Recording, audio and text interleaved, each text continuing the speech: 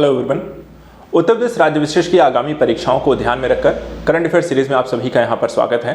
आज हम यहां पर इस सप्ताह के जनवरी के अंतर्गत कुछ प्रमुख घटनाओं के बारे में डिस्कस करेंगे। देखा जाए तो उत्तर प्रदेश सरकार के द्वारा कुछ प्रमुख निर्णय और कुछ प्रमुख घोषणाएं जो हैं इस माह में यहाँ पर इस सप्ताह की गई हैं, उन्हीं का अध्ययन इस वीडियो के माध्यम से करने जा रहे हैं। सबसे पहले यहाँ पर देखिए, उत्तर प्रदेश सरकार के द्वारा 1 ट्रिलियन अमेरिकी डॉलर के प्रवेश करने को लेकर एक इकोनॉमिकल प्रोस्पेक्टिव में उत्तर प्रदेश जो राज्य की अर्थव्यवस्था है वो 1 ट्रिलियन डॉलर इकोनॉमी को प्राप्त करने को लेकर एक टारगेट सेट किया गया है। इसको लेकर के क्या यहाँ पे प्रमुख बिंदु हैं, ये इसको लेकर के थोड़ी सी यहाँ पर डिस्कस कर लेते हैं।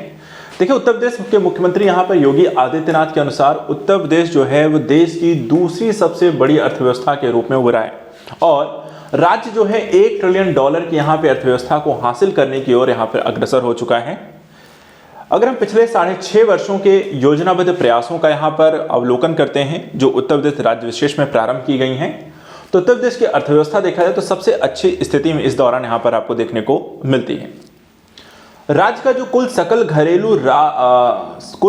राज्य घरेलू उत्पाद है वो यहाँ पर देखा है 2021-22 में जहाँ पर 16.45 लाख करोड़ था, वहीं 2022-23 में अगर हम देखें तो 22.58 लाख यहाँ पर करोड़ रुपए से अधिक हो चुका है। तो एक तरीके से उत्तर प्रदेश की जो अर्थव्यवस्था है वो लगातार यहाँ पर बेहतर कर रही है और उसके पीछे यहाँ पर राज्य विशेष सरकार के द्वारा प्रारंभ की गई योजनागत उपाय हैं। इसके अतिरिक्त राष्ट्रीय आय में अगर हम देखें तो उत्तर प्रदेश जो है 9.2% के यहाँ पर योगदान करता है और उत्तर प्रदेश की दूसरी सबसे बड़ी अर्थव्यवस्था के रूप में यहाँ पर उभरा है। देश के आर्थिक विकास के मुख्य चालक के रूप में देखा है, इनकी भूमिका यहाँ पर आपको महत्वपूर्ण रही है। इसी दौरान अगर हम 2 अलग अलग वर्षों की आर्थिक विकास की स्थिति का अवलोकन करें तो जहां 2021-22 में वर्तमान और स्थिर कीमतों पर उत्तर प्रदेश की जो विकास दर रही है वो यहाँ पर आप क्रमशः देख सकते हैं। वर्तमान दर पर 20.1% और स्थिर दर पर अगर हम बात करें तो 9 यहाँ पर 8% आपको देखने को मिलती है। वहीं आपको देश की अगर हम विकास दर की बात करें तो ये 18.4% और 9.1% आपको देखने को मिलती है। 2022-23 के अगर हम राज्य के आंकड़ों को यहाँ पर तुलना करके देखते हैं तो जहां पर राज्य की विकास दर 9.8% के मुकाबले स्थिर कीमतों पर यह 7.2% यहाँ पर आपको दर्ज की गई है, जबकि राज्य की जो मौजूदा कीमतों की वृद्धि है वो यहाँ पर 14.3% आपको दर्ज की गई है। तो ये लगातार 2021-22 हो या 22-23 हो, उत्तर प्रदेश की जो आर्थिक विकास की दर आपको देखने को मिलती है वो लगातार एक बेहतर स्थिति में आपको देखने को मिली है।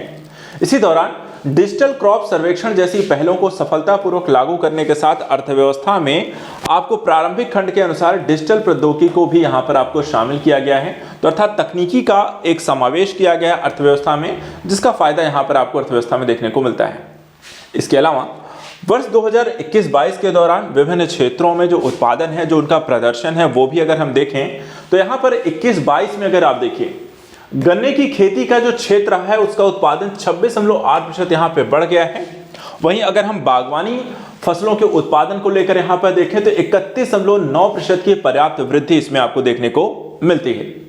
वहीं उत्तर प्रदेश के दलहन तिलहन में आत्मनिर्भरता हासिल करने के उद्देश्य से राज्य प्रायोजित योजनाओं के अनुकूल परिणाम मिल रहे हैं। फसल विविधीकरण और उसको बढ़ाने में आपूर्ति श्रृंखला प्रबंधन में सुधार करने की भी यहाँ पर आवश्यकता देखने को मिली है। वहीं दुग्ध उत्पादन में प्रदेश ने शीर्ष स्थान आपको प्राप्त किया है। इसके अतिरिक्त अंडा उत्पादन में हम प्रगति के मामले में देखें तो 12.80% के साथ एक वार्षिक वृद्धि के कारण यहां पर उत्तर प्रदेश जो है अंडा उत्पादन में तीसरे स्थान पर है। दुग्ध उत्पादन में हम पहले स्थान पर हैं और दलहन और तिलहन में भी देखा जाए तो आत्मनिर्भरता हासिल करने के राज्य के उद्देश्य के अनुकूल यहां पर आपको परिणाम मिल रहे हैं। अन्य क्षेत्रों में देखें, खासकर अगर हम सेवा सेक्टर में अगर देखें उत्तर प्रदेश को, चाहे वो होटल हो, रेस्तरां हो, परिवहन, संचार, रियल एस्टेट, पेशेवर सेवाएं, सार्वजनिक यहाँ पर सेवाएं, रक्षा और अन्य सेवाओं में वृद्धि के साथ जो तृतीय क्षेत्र है वो लगातार यहाँ पर प्रदेश की अर्थव्यवस्था के विकास में यहाँ पर एक महत्वपूर्ण योगदानकर्ता के रूप में उभरा है।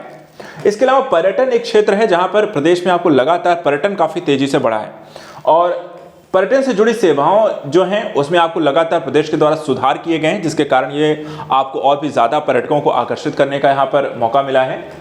वर्ष 2023 में भारत सरकार की रिपोर्ट के अनुसार उत्तर प्रदेश को 2022 में सबसे अधिक पर्यटक आगमन का यहाँ पर गौरव प्राप्त हुआ है, तो यहाँ पे ध्यान रखिए सर्वाधिक पर्यटन वाला राज्य यहाँ पर बन गया है उत्तर प्रदेश। इसी तरह वित्तीय वर्ष 2022-23 में राज्य में 31.8 करोड़ से अधिक पर्यटक यहाँ पर आए, और जिसमें वाराणसी, मथुरा, अयोध्या जो हैं प्रमुख केंद्र यहाँ पर पर्यटन के दृष्टिकोण से उभरे हैं। घरेलू पर्यटकों के अलावा यदि हम देखें विदेशी पर्यटकों के संदर्भ में, तो यहाँ पर आपको आकर्षण का यहाँ पर मुख्य कारण रहा, व्यापक कार्य योजनाएं इसके लिए संचालित की गई हैं, और संभावित देशों की यहाँ पर देखा जाए जो प्रक्रियाएं रही हैं, पहचान की गई हैं, उनके संदर्भ में एक उचित नीतियां यहाँ पे बनाई जा रही हैं ताकि अलग अलग देशों से विदेशी पर्यटकों को आकर्षित किया जा सके। उनको किस तरह की चीज़ें देखना वो पसंद करते हैं, किस तरह के यहाँ पर क्षेत्रों को ट्रैवल कर रहे हैं, और तो उन चीज़ों को ध्यान में रखकर उस तरह की पॉलिसी यहाँ पर डेवलप की जा रही है। इसी तरह योजना विभाग के जो प्रधान सचिव और वित्तीय परामर्श कंपनी डेलॉयट के प्रतिनिधियों ने राज्य के वर्तमान आर्थिक परिवेश के विषय में विस्तृत जानकारी दी है, और जो उनके द्वारा आंकड़े या स्थिति यहां पर बताई जा रही हैं कि संभावित भविष्य के परिणामों, उद्योग की अपेक्षाओं, क्षेत्रवार अन्य प्रासंगिक विवरण के विषय का यहां पर एक विस्तार इसमें बताया गया है। वर्ष 2027 तक 8 ट्रिलियन अमेरिकी डॉलर के लक्ष्य तक पहुंचने के लिए जरूरी है कि सभी विभाग अपने प्रयासों को बढ़ाएं और इसके लिए बेहतर योजना और समन्वय यहां पर के साथ कार्य कर सकें। तो इस तरीके से अर्थव्यवस्था के दृष्टिकोण से यहां पर हमने न्यूज देखी। दूसरा यहां पर देखिए एमएसएमई के लिए उत्तर प्रदेश शीर्ष 3 राज्यों में यहां पर आपको शामिल हो गया है। लगातार देखा जाए एमएसएमई इंडस्ट्री जो है वो देश की जीडीपी में भी इसका एक बड़ा हिस्सा यहां पर रहता है, योगदान इसका रहता है। और अब देखें तो उत्तर प्रदेश की अर्थव्यवस्था में भी देखा जाए तो एमएसएमई सेक्टर यहां पर एक महत्वपूर्ण योगदानकर्ता के रूप में उभरा है। रियल्टी कंसल्टिंग फर्म जिसको हम CBRE यहां पर नाम है, साउथ एशिया और real estate developers association CRIDAI की एक रिपोर्ट के अनुसार देश में कुल पंजीकृत एमएसएमई में 9% जो हिस्सा है उत्तर प्रदेश सूक्ष्म लघु मध्यम उद्यम में यहां पर योगदान के रूप में उभरा है। अर्थात कि टोटल पूरे देश का यहाँ पे 9% एमएसएमई सेक्टर या उद्योग जो है वो यूपी में बेस्ड हैं, और इसके कारण ये तीसरे स्थान पर यहाँ पर आ गया है। क्षेत्रवार रिपोर्ट में बताया गया कि निर्माण क्षेत्र में सकल घरेलू उत्पाद में 8% इनका योगदान है। वहीं भारतीय एमएसएमई के लिए एक रणनीतिक यहाँ पर देखा है तो इसे अवसर के रूप में देखा गया है। इसी तरीके से अन्य जो बिंदु है यहाँ पर एमएसएमई सेक्टर को लेकर के ध्यान रखिएगा, इसको लेकर के क्वेश्चन आपके एग्जाम में पूछा जा सकता है। जबकि सूक्ष्म लघु और मध्यम उद्यम मंत्रालय के आधिकारिक आंकड़ों के अनुसार मंत्रालय के तहत करीब 2.21 करोड़ एमएसएमई पंजीकृत हैं, और उत्तर प्रदेश के कई शहर जो हैं एमएसएमई क्लस्टर के रूप में उभरे हैं, जिनमें आगरा, कानपुर, वाराणसी, लखनऊ, मेरठ, गाजियाबाद उद्यम के लिए नामांकन यहां पर आपको अग्रणी हैं, जिनमें से यहां पर 17.2% हिस्सेदारी के साथ 38.09 लाख महाराष्ट्र से हैं। इसके बाद तमिलनाडु से हैं जिनकी यहाँ पे 10% हिस्सेदारी है, करीब 22.32 लाख है, और 9.4% हिस्सेदारी के साथ 20.95 लाख जो हैं उत्तर प्रदेश में यहाँ पर इनकी संख्या है। एक तरीके से प्रथम 3 स्थान जो यहाँ पर है, पहला महाराष्ट्र है, दूसरा तमिलनाडु और तीसरा उत्तर प्रदेश है। इसी तरीके से 16 लाख के साथ राजस्थान जो है चौथे नंबर पे है, और 5.96 लाख एमएसएमई के साथ यहाँ पर गुजरात जो है वो 5वें स्थान पर आपको पंजीकृत हुआ है। तो टॉप 5 देश जो हैं एमएसएमई सेक्टर के तहत हमने देखे। इसके अलावा सरकार ने यहाँ पर आप देखें तो उद्योग और हितधारकों के वित्तीय संस्थानों के बीच सहयोगात्मक स्थिति को मजबूत बनाने के लिए एक मजबूत समर्थन प्रणाली इत्यादि को विकसित करने के लिए यहाँ पे सहायता कर रहे हैं, और ये भी सुनिश्चित करने का प्रयास किया जा रहा है कि एमएसएमई सेक्टर को उभरते आर्थिक परिदृश्य के नेविगेट करने के लिए आवश्यक यहाँ पे संसाधन उपलब्ध कराए जाए, मार्गदर्शन उन्हें उपलब्ध कराया जाए ताकि यहाँ पे तेजी से उनका विकास हो सके। ISO प्रमाण पत्र पाने वाला है देश का पहला महिला थाना भी यहाँ पर देखा है, यूपी का बन गया है। इसमें भोपाल महिला पुलिस स्टेशन को पीड़ित मित्रवत यहाँ पर इसमें बनाया गया है। इसके अलावा स्वच्छ सर्वेक्षण 2023 को लेकर देखिए एक डेटा यहाँ पर आपको आया है।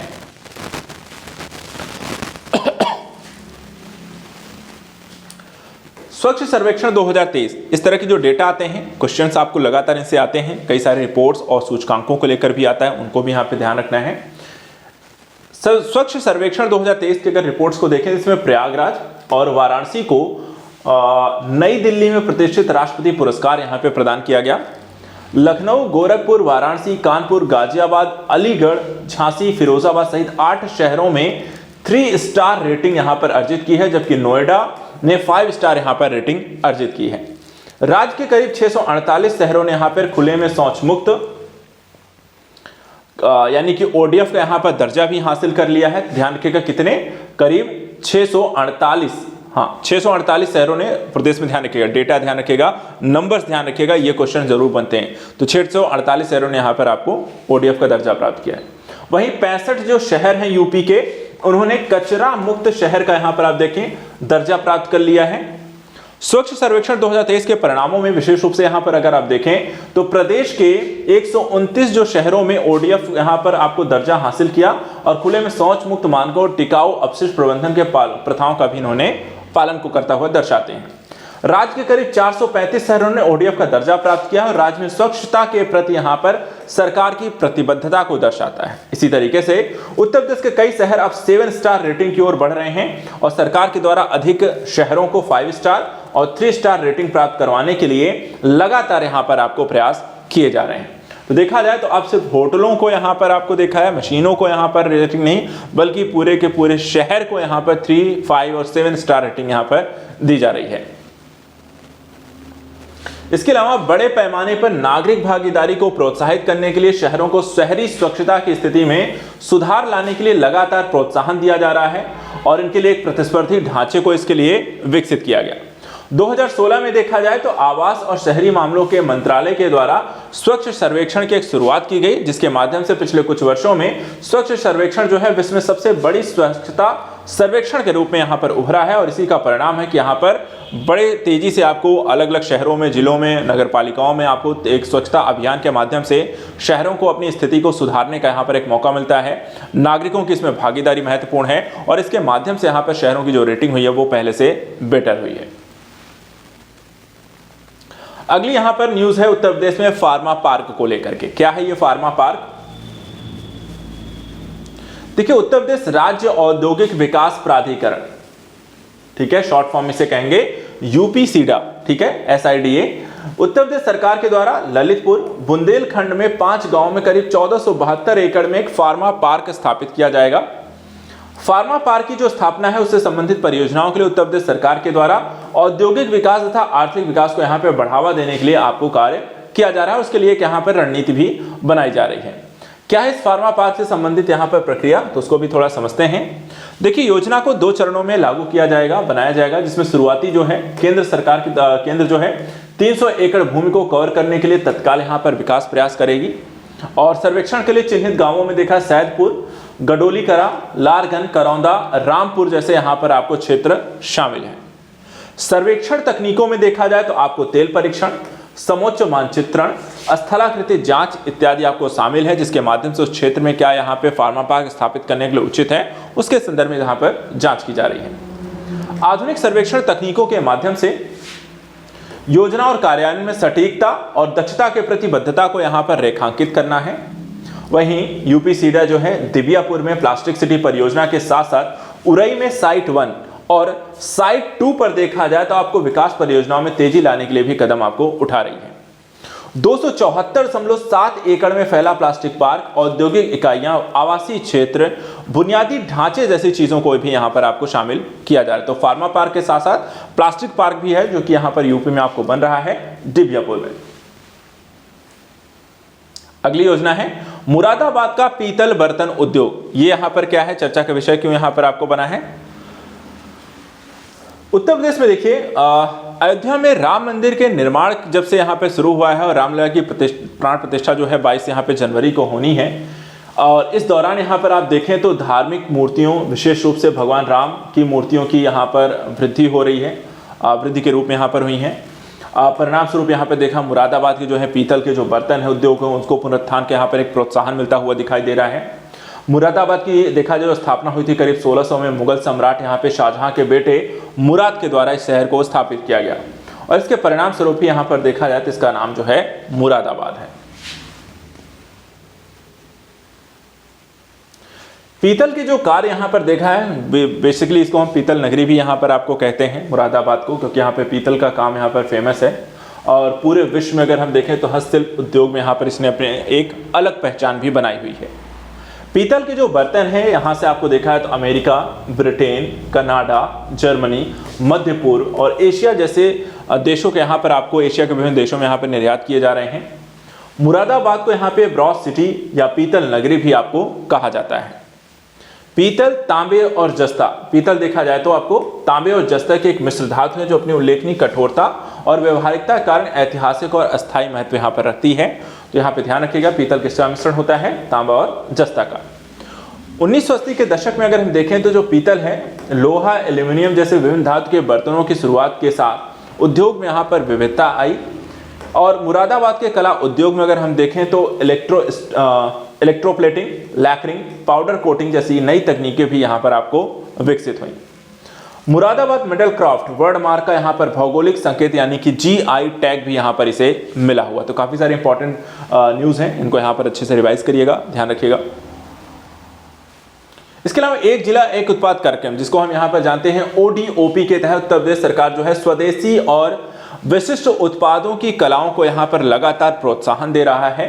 और एक जिला एक उत्पाद के अंतर्गत देखा जाए तो स्थानीय कला कौशल का संरक्षण किया जाता है, उनके विकास के लिए और रचनात्मकता को यहाँ पर आपको बढ़ावा दिया जाता है। इसके माध्यम से देखा जाए तो आय और स्थानीय रोजगार में एक तरफ वृद्धि के अवसर यहाँ पर उत्पन्न किए जाते हैं। परिणाम स्वरूप जो है रोजगार के लिए जो प्रवासन की स्थिति बनी रहती है उसमें यहाँ पर कमी आती है। उत्पाद की यहाँ पर गुणवत्ता और कौशल विकास में लगातार यहाँ पर सुधार के लिए काम किया जा रहा है। उत्पादों को कलात्मक तरीके से पैकेजिंग, ब्रांडिंग के माध्यम से उन्हें यहाँ पर बदला जा रहा है ताकि बेहतर दिखें। और उत्पादन को पर्यटन से जोड़ना, लाइव डेमो, बिक्री आउटलेट पर उपहार और सामग्री इत्यादि प्रोवाइड कराना और आर्थिक मतभेद और क्षेत्रीय असंतुलन के मुद्दों को भी यहाँ पर आपको हल करने का एक तरीका है, एक सफल तरीका हम कह सकते हैं ODOP योजना। यहाँ पे देखिए ODOP योजनाओं के अंतर्गत राज्य के कुछ यहाँ पे उत्पादों के नाम यहाँ पे दिए गए हैं। राज्य स्तर पर देखा जाए सफल कार्यान्वयन के बाद ODOP की अवधारणा राष्ट्रीय और अंतर्राष्ट्रीय स्तर पर भी इसे ले जाना है। अभी वर्तमान समय में हम यूपी के कुछ जिलों को अगर यहाँ पे देखें जैसे कि आगरा है, यहाँ पर चमड़ा उत्पाद, स्टोन मार्बल से निर्मित यहाँ पे सभी हस्तशिल्प उत्पाद यहाँ पर होते हैं, उनको लिए यहाँ पर ODOP राज्य के जिले के रूप में यहाँ पर आपको फेमस है। इसी तरह अमरोहा को अगर हम देखें तो यहाँ पर वाद्य यंत्र, ढोलक, रेडीमेड गारमेंट। बागपत को देखें तो होम फर्निशिंग। बरेली को देखें तो यहाँ पे जरी, जरदोजी, बांस के उत्पाद, सुनहरी उद्योग। गोरखपुर में देखें तो टेराकोटा और रेडीमेड गारमेंट्स के काम होता है। लखनऊ में देखें तो हम चिकन करी और जरी, जरदोजी इत्यादि का काम यहाँ पर फेमस है। महोबा में देखें तो गोरा पत्थर का निर्माण है, तो वहाँ मिर्जापुर में देखें तो कालीन और मेटल उद्योग फेमस है। सिद्धार्थनगर में देखें तो काला नमक जहाँ पर आपको चावल ज़्यादा फेमस है। तो वाराणसी में बनारसी रेशमी साड़ियाँ जो हैं यहाँ पर आपको फेमस हैं एक ODOP उत्पाद के तहत। चलिए अगली योजना यहाँ पे देखिए, नाबालिगों को गाड़ी चलाने के लिए यहाँ पर देखा जाए तो आपको अभिभावकों के द्वारा दिया जाता है। यदि माता पिता यहाँ पर किसी नाबालिग बच्चे को अपने गाड़ी चलाने देते हैं तो उन पर अब जुर्माना लगाया जाएगा और एक नया यहाँ पर नियम आया है। आइए इसके बारे में समझते हैं। देखिए नाबालिगों के कारण होने वाली दुर्घटनाओं पर अंकुश लगाने के लिए उत्तर प्रदेश सरकार ने नाबालिग को गाड़ी चलाने की अनुमति देने पर माता पिता और वाहन मालिकों पर 3 वर्ष की कैद और 25,000 रुपए तक के जुर्माने का प्रावधान यहाँ पे करता है और इसे अब यहाँ पे सख्ती से लागू किया जाएगा। मुख्य बिंदु के तौर पर देखें तो परिवहन विभाग के सहयोग से सरकारी माध्यमिक विद्यालयों में विभिन्न माध्यमों से सड़क सुरक्षा पर जोर देना, जागरूकता अभियान यहाँ पर आपको शुरू किया गया है ताकि इस तरह के किसी भी समस्या से, दुर्घटना से होने से वहाँ पे बचाया जा सके। अब इसके लिए अगर हम देखें तो क्या कानून है, तो मोटर वाहन संशोधन अधिनियम 2019 की धारा 199A के तहत यह रेखांकित किया गया है कि किशोरों के द्वारा किए गए मोटर वाहन संबंधी अपराधों केवल उनके अभिभावक या वाहन मालिक को ही यहाँ पर अब जवाबदेह ठहराया जाएगा। निर्धारित सजा में देखा जाए तो 3 वर्ष की यहाँ पर आपको कैद है और 25,000 रुपए तक यहाँ पर आपको जुर्माना है। लखनऊ में देखा है किंग जॉर्ज मेडिकल यूनिवर्सिटी और लोहिया इंस्टीट्यूट के विशेषज्ञों के अनुसार सड़क दुर्घटना में होने वाली 40% मौतों में यहाँ पे नाबालिग आपको शामिल होते हैं। अधिकारियों ने 18 वर्ष से कम उम्र के बच्चों के द्वारा ड्राइविंग पर प्रतिबंध लगाने वाले कानून को सख्ती से पालन करने के आग्रह किया है और सभी शैक्षणिक संस्थानों में जागरूकता अभियान भी चलाने की यहाँ पर आपको बात की है। अगली योजना उत्तर प्रदेश का गंगा एक्सप्रेसवे, इसको देखिए यहाँ पर ये चर्चा का विषय बना है और क्यों है जैसा कि आप जानते हैं। मेरठ से लेकर के यहाँ पर आप देख सकते हैं, ये मेरठ अमरोहा होते हुए बदायूं, फर्रुखाबाद, हरदोई, कन्नौज, लखनऊ, रायबरेली होता हुआ यहाँ पर आपको प्रयागराज ये पहुंचेगा। करीब 594 किलोमीटर का ये लंबा लेंथ है। 6 लेन का ये प्रोजेक्ट है, 8 लेन तक एक्सपेंड किया जा सकता है। ग्रीन फील्ड आपको देखा है तो ये प्रोजेक्ट आपका है। यहाँ पर 120 मीटर यहाँ पर इसको आपको विड्थ है। डिज़ाइन देखा जाता है जो है स्पीड की 120 किलोमीटर है। मेन टोल प्लाजा मेरठ से प्रयागराज के तहत यहाँ पर है। रैम्प टोल प्लाजा है, एयर स्ट्रिप नियर है आपको शाहजहांपुर है, यहाँ पर देखा है तो रेल की देखा है, हवाई पट्टी भी है। ब्रिजेस हैं आपको, लॉन्ग ओवर, यहाँ पर आपको काफ़ी सारी जो चीज़ें हैं वो इसमें आपको जोड़ी गई हैं और इसी को लेकर यहाँ पर ये चर्चा का विषय बनता है। मुख्यमंत्री योगी आदित्यनाथ के द्वारा उत्तर प्रदेश एक्सप्रेसवे के औद्योगिक विकास प्राधिकरण को गंगा एक्सप्रेसवे के निर्माण को तेजी लाने का यहाँ पर एक निर्देश दिया गया, जिसे वर्ष 2024 के अंत तक पूरा करने का एक लक्ष्य रखा गया है। लंबाई के आधार पर भारत के शीर्ष 10 में से उत्तर प्रदेश के 4 एक्सप्रेसवे हैं और गंगा एक्सप्रेसवे के संचालन के साथ शीर्ष 10 जो हैं यूपी के 5 एक्सप्रेसवे यहाँ पर आपको शामिल हो जाएंगे। अर्थात देश के सबसे बड़े एक्सप्रेसवे जो हैं वो यूपी में हैं और 10 में से देखा है तो ये 5 आपको शामिल हो जाएंगे। मुख्य बिंदु क्या है तो ये गंगा एक्सप्रेसवे परियोजना जो है उत्तर प्रदेश के बुनियादी ढांचे और विकास को नया यहाँ पर आधार देने के लिए महत्वपूर्ण होने जा रहा है। वर्ष 2025 में महाकुंभ से पहले इसे बहुप्रतीक्षित एक्सप्रेसवे को पूरा करने का एक लक्ष्य रखा गया है। गंगा एक्सप्रेसवे जो है मुंबई नागपुर एक्सप्रेसवे के बाद देश का दूसरा सबसे लंबा यहाँ पर एक्सप्रेसवे हो जाएगा। यह 594 किलोमीटर की अनुमानित लंबाई वाला एक महत्वाकांक्षी यहाँ पर आपको पहल है। इसके माध्यम से एक यात्रा दक्षता को बढ़ावा मिलेगा और साथ ही साथ विशाल गलियारे में आर्थिक विकास को भी प्रोत्साहित किया जा सकेगा। विशेषताएं अगर हम देखें गंगा एक्सप्रेसवे के अंतर्गत तो राज्य को पूर्व से पश्चिम तक जोड़ने वाला ये एक्सप्रेसवे 12 जिले के 518 गांवों से होकर गुजरेगा और मेरठ प्रयागराज के बीच यात्रा का समय जो है वो यहां पर काफी कम हो जाएगा। इसे शुरुआत में 6 लेन के लिए डिजाइन किया गया है, जिसे बाद में यहां पर 8 लेन तक बढ़ाया जा सकता है और इसकी अधिकतम जो गति होगी 120 किलोमीटर रखी गई है। अन्य महत्वपूर्ण विशेषताओं के दृष्टिकोण से 2 पॉइंट यहां पर देखिएगा, जैसे गंगा और रामगंगा नदियों पर बने लंबे पुलों के साथ यहां पर बड़े विमानों को उतरने की यहां पर अनुमति इसमें दी गई है।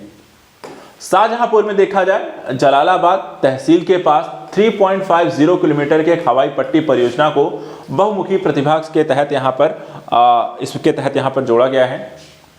सार्वजनिक सुविधा बढ़ाने के लिए एक्सप्रेसवे के किनारे 9 सार्वजनिक सुविधा परिसरों को बनाया जाएगा। मेरठ और प्रयागराज में मुख्य टोल प्लाजा और 15 स्थानों पर यहां पर रैंप टोल प्लाजा भी यहां पर आपको प्रस्तावित है। गंगा एक्सप्रेसवे केवल एक परिवहन लिंक नहीं है, बल्कि अपने एडवेंचर लैंडस्केप को आधुनिक बनाने के उत्तर प्रदेश के विस्तार का ही एक यहां पर प्रमाण के रूप में आप इसे देख सकते हैं। तो आज के सेशन में इतना ही। उत्तर प्रदेश से संबंधित यहाँ पे जो प्रमुख घटनाएं हैं उनका हम यहाँ पर विश्लेषण कर चुके हैं। नेक्स्ट वीडियो में कुछ और इंपॉर्टेंट न्यूज़ को लेकर डिस्कस करेंगे। Thank you so much and good luck.